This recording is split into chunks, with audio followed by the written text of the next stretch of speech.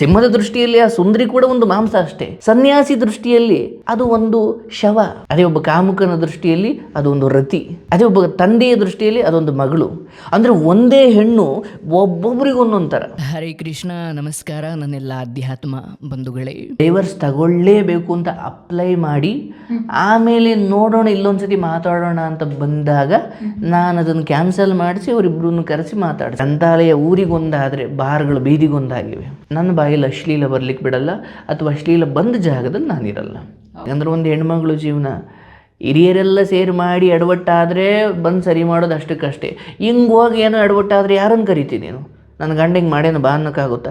ಇಲ್ಲ, ಮುಂದಿನ ವಾರ ನನ್ನ ಹುಡುಗ ಬಾ ಓಡೋಗ್ಬಿಡೋಣ ಅಂತ ಹೇಳೇನೆ, ಅಷ್ಟೊತ್ತಿಗೆ ಈ ಕಾರ್ಯಕ್ರಮ ಸಿಕ್ಕಿರುತ್ತೆ.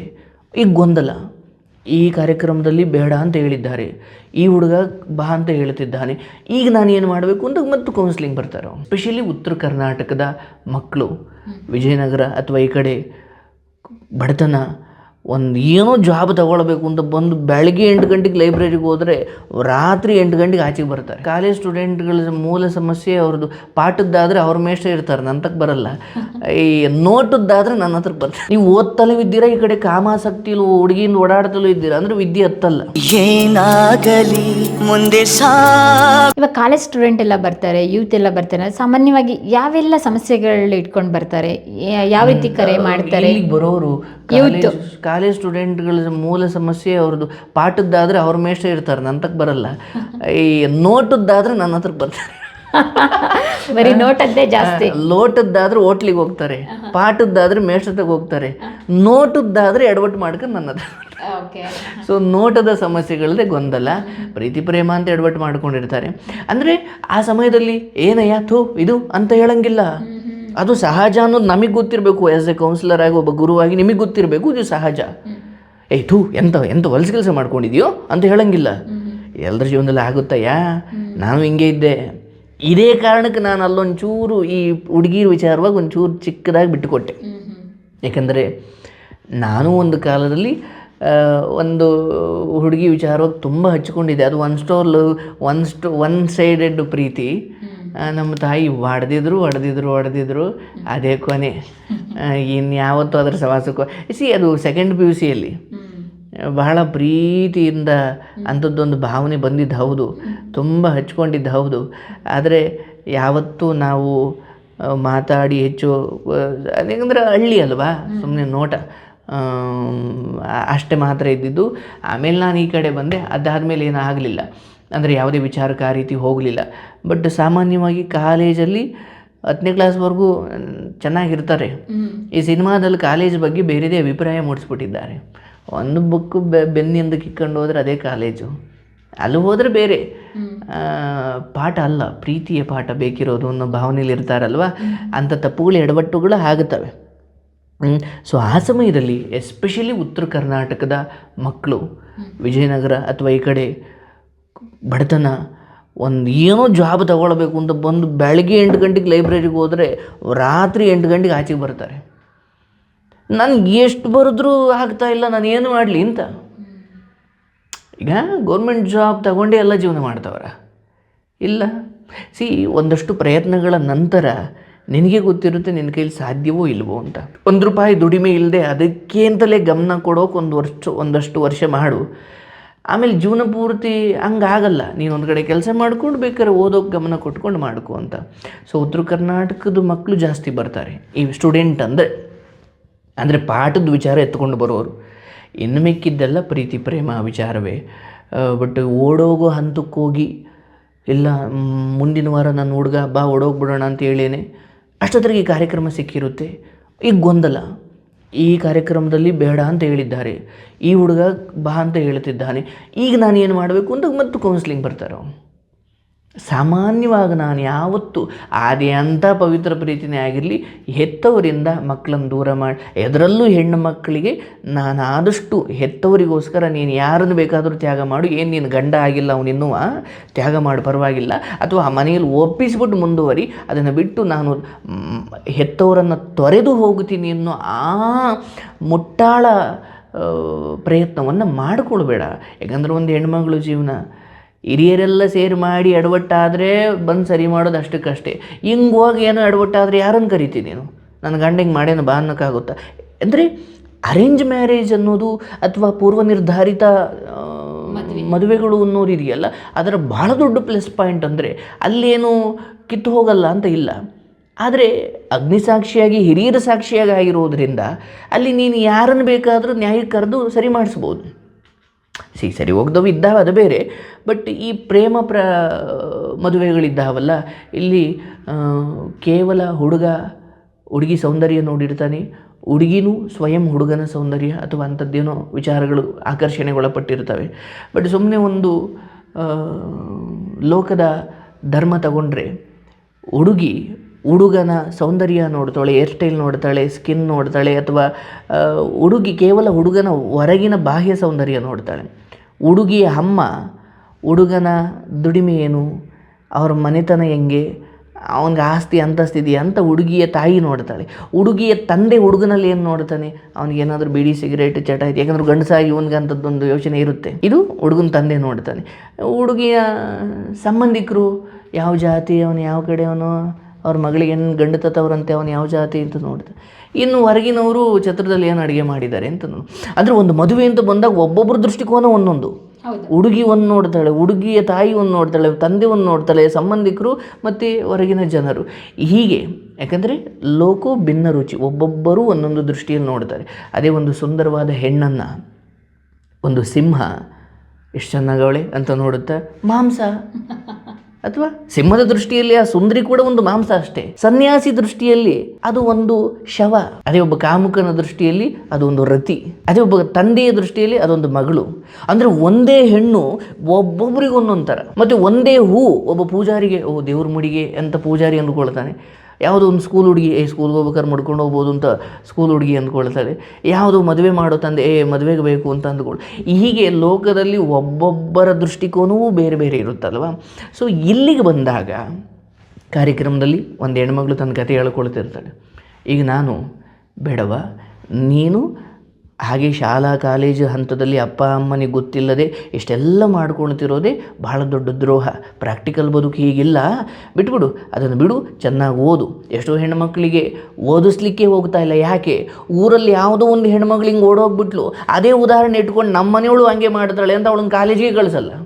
ಇಷ್ಟು ಗೊಂದಲದ ನಡುವೆ ನೀನು ನಂಬಿಕೆಟ ಹೊರಗೆ ಕಳಿಸಿದ್ದಾರೆ, ನೀನು ಹಿಂಗೆ ಮಾಡ್ಬೋದಾ, ಬೇಡ ಬೇಡ ಬಿಡು ಅಂತ ನಾನು ಹೇಳ್ತೀನಿ ಅಂದ್ಕೊಳ್ಳಿ. ಈ ಹುಡುಗ ಮನಸ್ಥಿತಿಯವ್ರು ಕಮೆಂಟ್ ಆಗ್ತಾರೆ, ಹೆಂಗ್ರಿ ನೀವು ಪ್ರೀತಿ ದೂರ ಮಾಡ್ತೀರಿ ಅಂದರೆ ನನ್ನ ತೀರ್ಪು 80 ಜನಕ್ಕೆ ಸರಿ ಅನಿಸಿದ್ರೆ 20 ಜನಕ್ಕೆ ಸರಿ ಅನಿಸದೇ ಇರ್ಬೋದು. ಸೊ ನಾನು ಧರ್ಮವನ್ನು ತಲೆಯಲ್ಲಿ ಇಟ್ಕೊಳ್ತೀನಿ. ಮತ್ತು ಚಿಕ್ಕ ವಯಸ್ಸಿಂದ ಇಷ್ಟಿದ್ದವ್ರನ್ನ ಅಷ್ಟು ಮಾಡಿ ಕಾಲೇಜಿಗೆ ಕಳಿಸಿ ಬಟ್ಟೆ ಉಡುಗೆ ತೊಡುಗೆ ಊಟ ಎಲ್ಲ ನೋಡಿಕೊಂಡು ಏನು ದುಡ್ದಾಕು ಅಂತ ಕೇಳ್ತಾ ಇಲ್ಲ.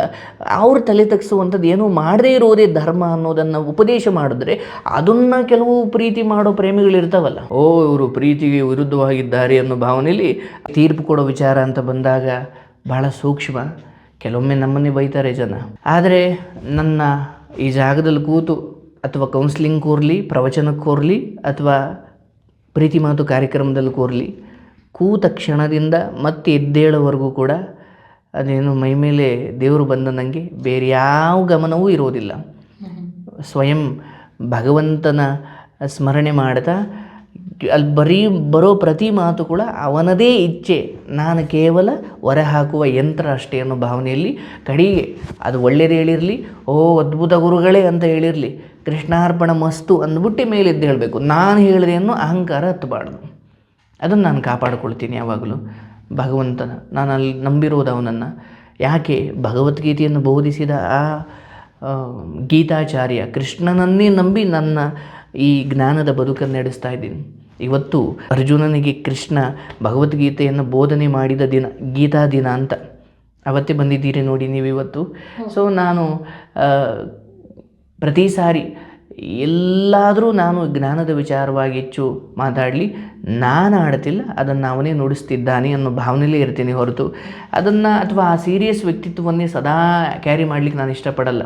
ನಾನು ನಾರ್ಮಲಿ ಫನ್ನಾಗಿರೋ ಹುಡುಗ, ಬಟ್ ನನ್ನ ಬಾಯಲ್ಲಿ ಅಶ್ಲೀಲ ಬರಲಿಕ್ಕೆ ಬಿಡಲ್ಲ, ಅಥವಾ ಅಶ್ಲೀಲ ಬಂದ ಜಾಗದಲ್ಲಿ ನಾನಿರಲ್ಲ. ನಾನು ಅದೊಂದು ಶಿಸ್ತು ಮಾಡಿಕೊಂಡಿದ್ದೀನಿ.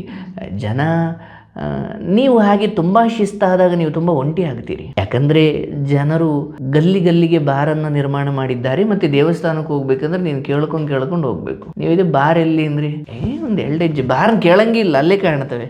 ಅದೇ ಇಲ್ಲ ನರಸಿಂಹಸ್ವಾಮಿ ದೇವಸ್ಥಾನ ಎಲ್ಲಿ ಬರುತ್ತೆ ಅಂದರೆ ಹಿಂಗೆ ಹೋಗಿ ಸರ್ ಹೆಂಗೆ ಹೋಗಿ ಅಂತವೆ. ಅದೇ ಗ್ರಂಥಾಲಯ ಎಲ್ಲಿ ಅಂದರೆ ಹೆಂಗೆ ಹೋಗಿ ಗ್ರಂಥಾಲಯ ಊರಿಗೊಂದಾದರೆ ಬಾರ್ಗಳು ಬೀದಿಗೊಂದಾಗಿವೆ. ಅಂದರೆ ಅದು ಅರ್ಥ ಮಾಡ್ಕೊಳ್ಳಿ, ಎತ್ತಾಗ ಹೋಗ್ತಾ ಇದೆ. ಕೆಟ್ಟದ್ದು ಕಾಲು ಹೆಜ್ಜೆಗೂ ಸಿಗುತ್ತೆ, ಒಳ್ಳೆಯದನ್ನು ಹುಡುಕೊಂಡು ಹೋಗ್ಬೇಕು. ಅದು ಹೌದು, ಒಳ್ಳೆಯದನ್ನು ಹುಡುಕಬೇಕು. ಸೊ ಹಾಗೆ ಈ ಕಾಲದಲ್ಲೂ ಗುರುಗಳು ಅಂತ ನಿಮಗೆ ಬೀದಿಗೆ ಸಿಗಲ್ಲ, ಅಲ್ಲಲ್ಲೇ ಇರ್ತಾರೆ. ನೀವೇ ಹುಡುಕೊಂಡು ಹೋಗಬೇಕು. ಯಾಕಂದರೆ ಅಂತಿಮವಾಗಿ ನಿಮ್ಮ ಅಂತರಂಗದ ಆ ಕಲ್ಮಶವನ್ನು ದೂರ ಮಾಡುವ ಜ್ಞಾನ ನಿಮಗೆ ನಿಮ್ಮ ಹೆಂಡತಿ ಗಂಡ ಮಕ್ಕಳು ಯಾರೂ ಕೊಡಲ್ಲ, ಅವರೇ ಕೊಡೋದು. ಕಡೆಗಾಲದಲ್ಲಿ ಇವತ್ತು ವಯಸ್ಸಿದ್ದ ಕಾಲದಲ್ಲಿ ದುಡಿತೀರಿ, ಎಲ್ಲ ಚೆನ್ನಾಗಿ ಬದುಕ್ತೀರಿ, ಯಾರ ಆಶ್ರಯವೂ ನಿಮಗೆ ಬೇಕಿಲ್ಲ. ಬಿದ್ದಂಥ ಕಾಲಕ್ಕೆ ಮೊಮ್ಮಕ್ಕಳು ಕೂಡ ಊಟ ಬೇಕಾ ಅಂತ ಕೇಳದಿರೋ ಪರಿಸ್ಥಿತಿಗೆ ತಲುಪ್ತಿರೋ, ಒಬ್ಬರೇ ಹಿಂಗೆ ಕೂತ್ಕೊಳ್ಳೋ ಸಮಯದಲ್ಲಿ ನಿಮಗೇನೋ ಭಗವಂತನ ಜ್ಞಾನ ಚೆನ್ನಾಗಿದ್ದ ಸಮಯದಲ್ಲಿ ತಿಳ್ಕೊಂಡಿದ್ರೆ ಆಗ ನೀವು ಮೆಲುಕು ಹಾಕ್ಬೋದು. ಈಗ ನೀವೇನೂ ಸಂಪಾದಿಸಿಲ್ಲ, ಅಲ್ಲಿ ಹೋಗ್ಬಿಟ್ಟು, ಯಾಕಂದರೆ ನೀವೊಂದು ಭ್ರಮೆಗಳಿದ್ದೀರಿ, ನಾನು ಅಲ್ಲೂ ಕೂಡ ನನ್ನನ್ನೆಲ್ಲ ತುಂಬ ಚೆನ್ನಾಗಿ ಭಾವಿಸ್ತಾರೆ ಅಂತ. ಇಲ್ಲ, ಬಿದ್ದ ಮೇಲೆ ನಿಮ್ಮಿಂದ ಉಪಯೋಗ ಇಲ್ಲದ ಮೇಲೆ ಯಾರು ನಿಮ್ಮನ್ನು ಉಂಡ ತಿಂದ ಅಂತಲೂ ಕೇಳದೇ ಇರ್ಬೋದು. ಹಾಗಾಗಿ ಕಡೆಗಾಲದಲ್ಲಿ ಅವತ್ತಿಗೆಲ್ಲ ನಮ್ಮಲ್ಲಿ ವಾನಪ್ರಸ್ಥ ಅಂತ ಅಂದರೆ ಗುರುಕುಲ, ಬ್ರಹ್ಮಚರ್ಯ, ಗೃಹಸ್ಥಾಶ್ರಮ, ವಾನಪ್ರಸ್ಥ ಅಂತ. ಮೊದಲು ಗುರುಗಳ ಹತ್ರ ಗುರುಕುಲದಲ್ಲಿರ್ತಿದ್ದ, ಬ್ರಹ್ಮಚರ್ಯ ಪಾಲನೆ ಮಾಡ್ತಿದ್ದ. ಆ ಬ್ರಹ್ಮಚರ್ಯ ಮುಗಿದ ಮೇಲೆ ಗೃಹಸ್ಥಾಶ್ರಮ ಅಂದರೆ ಮದುವೆಯಾಗಿ ಹೆಂಡತಿ ಮಕ್ಕಳು ಅಂತ ಇತ್ತಿದ್ದ. ಆ ಒಂದು ಹಂತ ಆದಮೇಲೆ ಮಕ್ಕಳಿಗೆ ವಹಿಸ್ಬಿಟ್ಟು ವಾನಪ್ರಸ್ಥ ಅಂದರೆ ವನದಲ್ಲಿ ವಾಸ ಮಾಡೋದು, ಕಾಡಿಗೆ ಹೋಗಿ ಋಷಿಮುನಿಗಳ ಜೊತೆ ಬದುಕ್ತಾ ಇದ್ದ. ಅಂದರೆ ನೋಡಿ, ನಮ್ಮ ಹಿರಿಯರು ಎಷ್ಟು ಚೆನ್ನಾಗಿ ಮಾಡಿದ್ದಾರೆ. ಗುರುಕುಲ ಅಭ್ಯಾಸದಲ್ಲಿ ಬ್ರಹ್ಮಚರ್ಯ ಪಾಲನೆ. ಗುರುಕುಲ ಅಂದರೆ ಕಾಲೇಜನ್ನು ಗುರುಕುಲ ಅಂತಲೇ ತಗೊಳ್ಳಿ, ಬ್ರಹ್ಮಚರ್ಯ ಆಗಲೇ ವಿದ್ಯೆ ತಲೆಗತ್ತೋದು. ಈಗ ಗುರುಕುಲದಲ್ಲಿ ಬ್ರಹ್ಮಚರ್ಯ ಓದೋ ವಯಸ್ಸಲ್ಲಿ ಮೆಸೇಜ್ಗಳು, ಚಾಟ್ಗಳು, ಪ್ರಪೋಸಲ್ಗಳು ಅಥವಾ ಇವರೇ ಹಿಂಗೆಲ್ಲ ಅಂದರೆ ಬ್ರಹ್ಮಚರ್ಯ ಇಲ್ಲದ ಓದು ವ್ಯರ್ಥ. ನೀವು ಓದ್ತಲೂ ಇದ್ದೀರಾ, ಈ ಕಡೆ ಕಾಮಾಸಕ್ತಿಲು ಹುಡುಗಿಯಿಂದ ಓಡಾಡ್ತಲೂ ಇದ್ದೀರಾ ಅಂದರೆ ವಿದ್ಯೆ ಹತ್ತಲ್ಲ. ಓದು ಯಶಸ್ಸಾಗಬೇಕಂದ್ರೆ ಬ್ರಹ್ಮಚರ್ಯ ಇರಬೇಕು. ಬ್ರಹ್ಮಚರ್ಯ ಮುಗಿದ ಮೇಲೆ ಒಂದು ಹೆಣ್ಮಗಳು ನೋಡಿ ಅಥವಾ ಒಬ್ಬ ಹುಡುಗನ ನೋಡಿ ಮದುವೆ ಆಗಬೇಕು. ಅದು ಗೃಹಸ್ಥ ಅಂದರೆ ಮನೆಯಲ್ಲಿ ಬದುಕು, ಗೃಹಸ್ಥಾಶ್ರಮ. ಅಂದರೆ ನಮ್ಮಲ್ಲಿ 4 ಆಶ್ರಮಗಳು: ಗುರುಕುಲಾಶ್ರಮ, ಬ್ರಹ್ಮಚರ್ಯಾಶ್ರಮ, ಗೃಹಸ್ಥಾಶ್ರಮ, ವಾನಪ್ರಸ್ಥಾಶ್ರಮ. ಗೃಹಸ್ಥರಾಗಿ ಮಕ್ಕಳಿಗೆ ವಿದ್ಯೆ ಕೊಟ್ರಿ, ಒಂದು ಹಂತಕ್ಕೆ ಬಂದರು, ಅವ್ರಿಗೆ ಮದುವೆ ಮಾಡಿ ಕಾಡಿಗೆ ಹೋಗ್ಬಿಟ್ರಿ ನೀವು ಅಂತ. ಮತ್ತು ಮಕ್ಕಳು ಸೊಸೆ ಜಗಳ ಆಡೋದು ಬೇಡ ಅಂತ ಇವ್ರನ್ನ ಮೊದಲೇ ಕಳಿಸ್ಬಿಡ್ತಿದ್ರು ನಮ್ಮ ಹಿರಿಯರು. ಇವಾಗ ಹಂಗಲ್ಲ. ಅತ್ತೆ 70 ವಯಸ್ಸಾದರೂ ಆ ಪೆಟ್ಟಿಗೆ ಚೀಲ ಕೊಂಕ್ಲೆಲ್ಲ ಮುಗಿಸ್ಕೊಂಡು ಸೊಸೆ ಮೇಲೆ ನಂಬಿಕೆನೇ ಇಲ್ಲ. ಯಾಕೆ ಹಾಳು ಮಾಡಿಬಿಡ್ತಾಳಪ್ಪ, ಅವಳು ಹಾಳು ಮಾಡಿಬಿಡ್ತಾಳೆ. ಹಾಗೆ ಸೊಸೆಯನ್ನು ಹೀಗೆ ಮಗಳು ಅಂತ ಭಾವಿಸ್ಬೇಕು, ಅತ್ತೆಯನ್ನು ತಾಯಿ ಅಂತ ಭಾವಿಸ್ಬೇಕು. ಈ ಭಾವನೆಗಳು ಯಾವಾಗ ಬರ್ತವೆ ಅಂದರೆ ಆ ಸೊಸೆಗೆ ಬಾಲ್ಯದಿಂದಲೇ ಸಂಬಂಧಗಳ ಬೆಲೆ, ಮೌಲ್ಯ ಶಿಕ್ಷಣ ಕೊಟ್ಟಿದ್ದರೆ. ಹೌದು. ಆಕೆ ತುಂಬ ಮೆರ್ಕೊಂಡು ಕಾಲೇಜ್ ಟೈಮಲ್ಲಿ ಬಂದುಬಿಟ್ಟು ಒಂದು ಇಲ್ಲ ಇವತ್ತೆಂಗೆ ನಮ್ಮ ಮನೆ ಹೆಣ್ಣು ಕೊಡಬೇಕಂದ್ರೆ ಅತ್ತೆ ಮಾವ ಸತ್ತೋಗಿರಬೇಕು ಅನ್ನೋ ರೇಂಜಿಗೆ, ಅತ್ತೆ ಮಾವ ಇದ್ದು ಮನೆಗೆ ಕೊಡಲ್ಲ ಅನ್ನೋ ರೇಂಜಿಗೆ ಇಲ್ಲ. ಅತ್ತೆ ಮಾವನ ವಿಚಾರದಲ್ಲಿ ಹಿರಿಯರು ಅಂದರೆ ಏನೋ ತಪ್ಪು ಕಂಡು ಹಿಡಿತಾರೆ, ಅದಕ್ಕೆ ಅವ್ರು ಹಿರಿಯರು. ನೀವೇನು ಮಾಡಿದ್ರೆ ತಪ್ಪು ಕಂಡು ಹಿಡಿತಾರೆ. ನಮ್ಮ ಕಾಲದಲ್ಲಿ ಹಿಂಗಿರಲಿಲ್ಲ ಅಂತಾರೆ, ಏನೋ ಅಂತಾರೆ. ನೀವು ಒಂದು ವೇಳೆ ಅತ್ತೆ ಸ್ಥಾನಕ್ಕೆ ಹೋದಾಗ ನಿಮಗೂ ಅದೇ ಮನಸ್ಥಿತಿ ಬರುತ್ತೆ. ಚಿಕ್ಕವರಲ್ಲಿ ತಪ್ಪು ಕಂಡು ಹಿಡಿತೀವಿ ನಾವು, ಯಾಕಂದರೆ ಅದು ವ್ಯಕ್ತಿತಃ ಬಂದುಬಿಟ್ಟಿರುತ್ತವಲ್ವ. ಸೊ ಓಕೆ, ನನ್ನ ಅತ್ತೆ ಹಿರಿಯಳಾಗಿರೋದ್ರಿಂದ ಆಕೆಗೆ ಏನೋ ಹಂಗೆ ಅನ್ನಿಸ್ತಿರ್ಬೋದು, ಆಯ್ತತ್ತೆ ಅಂದ್ಬಿಟ್ಟು ಸುಮ್ಮನೆ ಹೋಗ್ಬೇಕು. ನೀನು ಪಾಲಿಸದೇ ಇರು, ನೀನು ಮಾಡಿರೋದು ಒಳ್ಳೆಯದೇ, ಬಟ್ ಅತ್ತೆಯಿಂದ ಆದರೂ ಏನೋ ಮಾತು ಬರ್ತಾ ಇದೆ ಅಂದಾಗ ಓಕೆ, ಅವರು ಹಿರಿಯಳಾಗಿ ತಪ್ಪು ಕಂಡಿಡದೆ ಹೋದರೆ ಹಿರಿಯಳಂಗೆ ಆಗ್ತಾಳೆ. ಮೇಷ್ಟ್ರು ಅಂದಾಗ ತಪ್ಪು ಕಂಡುಹಿಡಿಯೋದೇ ಮೇಷ್ಟ್ರು ಕೆಲಸ ಆಗ್ಬಿಟ್ಟಿರುತ್ತೆ. ಸೊ ಹಾಗಾಗಿ ಸೊಸೆ ಅರ್ಥ ಮಾಡ್ಕೊಂಡು ಹೋಗಬೇಕು. ನೀವು ಹೇಳಿದ್ರಿ ಕೋರ್ಟಲ್ಲೇ ಆಗದಿರೋ ಅಂಥ ಕೇಸಸ್ ಕೂಡ ಇಲ್ಲಿ ಬರ್ತಾರೆ ಅಂತ. ಫಾರ್ ಎಕ್ಸಾಂಪಲ್ ಯಾವುದಾದ್ರೂ ಒಂದು ಇಂತಿಂಥ ಕೇಸ್ಗಳಂತ ಹೇಳ್ಬೋದಾ? ಅಂದರೆ ಡೈವರ್ಸ್ ತಗೊಳ್ಳೇಬೇಕು ಅಂತ ಅಪ್ಲೈ ಮಾಡಿ ಆಮೇಲೆ ನೋಡೋಣ, ಇಲ್ಲೊಂದು ಸತಿ ಮಾತಾಡೋಣ ಅಂತ ಬಂದಾಗ ನಾನು ಅದನ್ನು ಕ್ಯಾನ್ಸಲ್ ಮಾಡಿಸಿ ಅವರಿಬ್ಬರನ್ನು ಕರೆಸಿ ಮಾತಾಡಿಸ್ಕೊಳ್ತೀನಿ. ಸಾಕಷ್ಟು ಜೋಡಿಗಳನ್ನ ಒಂದು ಮಾಡಿದ್ದೀನಿ. ಮತ್ತು ಇದನ್ನು ಅನ್ಯತಃ ಭಾವಿಸಬಾರ್ದು. ಇಲ್ಲಿಂದ ಪರಿಚಯ ಆಗಿ ಮದುವೆ ಆಗಿ ಬದುಕ್ತಿರೋರು ಇದ್ದಾರೆ. ಅವ್ರಿಗೂ ಡೈವರ್ಸ್ ಆಗಿತ್ತು, ಇವ್ರಿಗೂ ಡೈವರ್ಸ್ ಆಗಿತ್ತು, ಇಲ್ಲಿ ಮಾತಾಡ್ಕೊಂಡು ಇಲ್ಲೇ ಮದುವೆ ಆಗೋರು ಇದ್ದಾರೆ. ಮದುವೆನೂ ಮಾಡಿಸಿದ್ದೀರಾ? ಮಾಡಿಸಿಲ್ಲ, ಬಟ್ ಆಗ್ಬಿಟ್ಟು ಬಂದವರು ಇದ್ದಾರೆ. Okay, super. ನಾವು ಇಲ್ಲೇ ಪರಿಚಯ ಆದವರು ನಾವು ಮದುವೆ. ಇವಾಗ ಕಾಲ ಹೆಂಗಾಯ್ತಂತ ಹೇಳಿದ್ರೆ, ಇವಾಗ ಸಮಸ್ಯೆಗಳು ಬಂದಾಗ ಪರಿಹಾರ ಹುಡ್ಕೊಂಡು ಜ್ಯೋತಿಷ್ಯ ಕೇಳೋದು, ಮತ್ತೆ ಹೋಮ ಮಾಡಿಸೋದು, ಹವನಗಳನ್ನ ಮಾಡಿಸೋದು ಅದು ಹೋಯ್ತು. ಇವಾಗ ನಮ್ಮ ಸಮಸ್ಯೆಗಳನ್ನ ಕೇಳೋವಂಥ ಒಂದು ಮನಸ್ಸು ಬೇಕು. ಆ ಮನಸ್ಸು ತಾಳ್ಮೆ ಮನೋಭಾವನೆ ಇರಬೇಕು, ಒಂದು ಸಾಂತ್ವನ ಹೇಳಬೇಕು. ಆವಾಗಲೇ ಒಂದು ರೀತಿಯಾಗಿ ಮನಸ್ಸಿಗೆ ಸಮಾಧಾನ ಆಗೋದು. ನಮ್ಮಲ್ಲಿ ಎಷ್ಟೇ ನೋವಿದ್ರೂ ಕೂಡ ಕೆಲವೊಬ್ಬರಿಗೆ ಅಳೋದ್ರ ಮುಖಾಂತರ ಹೊರ ಹಾಕ್ತಾರೆ, ಕೆಲವೊಬ್ರು ಇನ್ನೊಬ್ಬರಿಗೆ ಹೇಳ್ಕೊಳ್ಳೋದ್ರ ಮುಖಾಂತರ ಸಮಾಧಾನ ಮಾಡ್ಕೊಳ್ತಾರೆ, ಕೆಲವೊಬ್ರು ನಾನು ಇದು ಮಾಡ್ತಿದ್ದೀನಿ ಸರಿನಾ ತಪ್ಪು ಅಂತ ಸಾಕಷ್ಟು ಗೊಂದಲಗಳಿರುತ್ತೆ. ಅದನ್ನು ಒಬ್ರ ಹತ್ರ ಹೇಳ್ಕೊಂಡಾಗಲೇ ಅವರಿಗೊಂದು ಆತ್ಮತೃಪ್ತಿ ಅನ್ನೋದು, ಹೌದಪ್ಪ ಮನಸ್ಸಿನ ಭಾರ ಕಡಿಮೆ ಆಯಿತು ಅಂತ. ಆ ರೀತಿಯಾಗಿ ನೀವೊಂದು ಅತ್ಯದ್ಭುತ ಕಾರ್ಯಕ್ರಮ ಮಾಡ್ತಾ ಇದ್ದೀರಾ. ಹೀಗೆ ನಿರಂತರವಾಗಿರಲಿ. ಶ್ರೀನಿವಾಸ್ ಅಜ್ಜನಹಳ್ಳಿ, ಅಜ್ಜನಹಳ್ಳಿ, ಎಸ್, ಶ್ರೀನಿವಾಸ್ ಅಜ್ಜನಹಳ್ಳಿಯವರು ಸಾಕಷ್ಟು ಎತ್ತರಕ್ಕೆ ಬೆಳಿಬೇಕು. ನೀವು ಕನಸ್ಕೊಂಡಿದ್ದೀರಲ್ಲ, ಆಶ್ರಮ ಕಟ್ಟಬೇಕು, ನನ್ನಂತೆ ಒಂದು 4-5 ಜನ ಹುಟ್ಟಾಕಬೇಕು, ನೊಂದ ಮನಸ್ಸುಗಳಿಗೆ ಸಾಂತ್ವನ ಒಂದು ಕೇಂದ್ರ ಆಗಿರಬೇಕು. ನಿರಂತರವಾಗಿ ನಿಮ್ಮ ಕಾರ್ಯ ಇದೇ ರೀತಿ. ಆದರೆ ಲೈವ್ ಮಾತ್ರ ನಿಲ್ಲಿಸಬೇಡಿ. ಯಾಕೆಂದರೆ ನಿಮ್ಮ ಲೈವ್ ನಿಮ್ಮ ವಾಯ್ಸಿಗೆ ನಾನು ಫಿದಾ ಆಗಿದ್ದೀನಿ. ನಿಮ್ಮ ವಾಯ್ಸ್ ತುಂಬ ಚೆನ್ನಾಗಿದೆ. ಸಾಂಗ್ ಹೇಳೋದ್ರ ಮುಖಾಂತರ ಅಲ್ಲ, ನೀವು ಸಾಂತ್ವನ ಹೇಳ್ತೀರಲ್ಲ, ವಾಯ್ಸಲ್ಲೇ ಒಂದು ವೈಬ್ಸ್ ಇದೆ, ಆ ಪಾಸಿಟಿವ್ ವೈಬ್ಸ್ ಇದೆ. ಹೊಗಳಿಕೆಗೆ ಹೇಳ್ತಾ ಇಲ್ಲ. ಈಗ ನಂತರ ಸಾಕಷ್ಟು ಜನ ಹೇಳಿದ್ದಾರೆ, ನಾನೇನು ಹೊಸಬ್ಳೇನಲ್ಲ. ಹಾಗೇನಿಲ್ಲ, ನಿಮ್ಮ ಚಿಕ್ಕ ಪ್ರಶಂಸೆಯು ಕೂಡ ನಮ್ಮ ಗರಿಗೆ ಏರಿಸ್ತಾ ಇತ್ತು. ಯಾವಾಗಲೂ ನಮಗೂ ಒಂದು ಬೇಕಲ್ಲ. ಈಗ ನಮಗೆ ನಾವು ಮೋಟಿವೇಶನ್ ಮಾಡೋದು ಬೇರೆ, ನನಗೂ ಯಾರೋ ನಿಮ್ಮಂಥವ್ರು ಒಬ್ರು ಚೆನ್ನಾಗಿದ್ದು ಸರ್, ಅಷ್ಟು ದೊಡ್ಡವಳಲ್ಲ ನಾನು ಥ್ಯಾಂಕ್ ಯು ಅಂತ ಹೇಳಿ ಸುಮ್ಮನಾಗ್ಬೋದು, ಬಟ್ ನಾನು ಅದನ್ನು ತುಂಬ ಜೀವಿಸ್ತೀನಿ. ಇನ್ನೊಂದು ಹೇಳ್ತೀನಿ, ನಾವು ಲಾ ಆಫ್ ಅಟ್ರಾಕ್ಷನ್ ಅಂತ ಒಂದು ಮನಸ್ಥಿತಿ ಅಂತ ಒಂದು ವ್ಯವಸ್ಥೆ ಇದೆ ನಮ್ಮ ಲಾ ಆಫ್ ಅಟ್ರಾಕ್ಷನ್. ಅಂದರೆ ನಾನು ಜನ ಏನು ಅಂದ್ಕೊಂಡ್ರು ಪರವಾಗಿಲ್ಲ, ನಾನು ಒಂದು ಕಾಲದಲ್ಲಿ ಇನ್ನು ಆರಂಭದಲ್ಲಿ ಪೇಪರಲ್ಲಿ ಕೆಲಸ ಮಾಡೋ ಸಮಯದಲ್ಲೇ ನಾನು ವೀಕೆಂಡ್ ವಿತ್ ರಮೇಶಲ್ಲಿ ಕೂತಿದ್ದೀನಿ, ನಾನು ಸಾಧನೆ ಮಾಡಿದ್ದೀನಿ. ಅಂದರೆ ನಾನೇ ಮಾತಾಡ್ಕೊಳ್ಳೀನಿ. ನಮ್ಮ ಮೇಷ್ಟ್ರುಗಳೆಲ್ಲ ಕರೆಸಿದ್ದಾರೆ, ನನ್ನ ಬಗ್ಗೆ ಅವರೆಲ್ಲ ಮಾತಾಡ್ತಿದ್ದಾರೆ. ಮತ್ತು ನಮ್ಮ ತಾಯಿ ಅಥವಾ ನನ್ನ ಹೊತ್ತವರು ಇವರೆಲ್ಲ ನನ್ನ ಕುರಿತು ತುಂಬ ಒಳ್ಳೆ ಮಾತಾಡ್ತಿದ್ದಾರೆ. ಮತ್ತು ನನಗೆ ಯಾವುದೇ ರಿಗ್ರೆಟ್ ಇಲ್ಲ, ನಾನು ಅವ್ರಿಗೆ ಅನ್ಯಾಯ ಮಾಡಬಾರ್ದಿತ್ತು ಅನ್ನೋದು ಏನೂ ಇಲ್ಲ.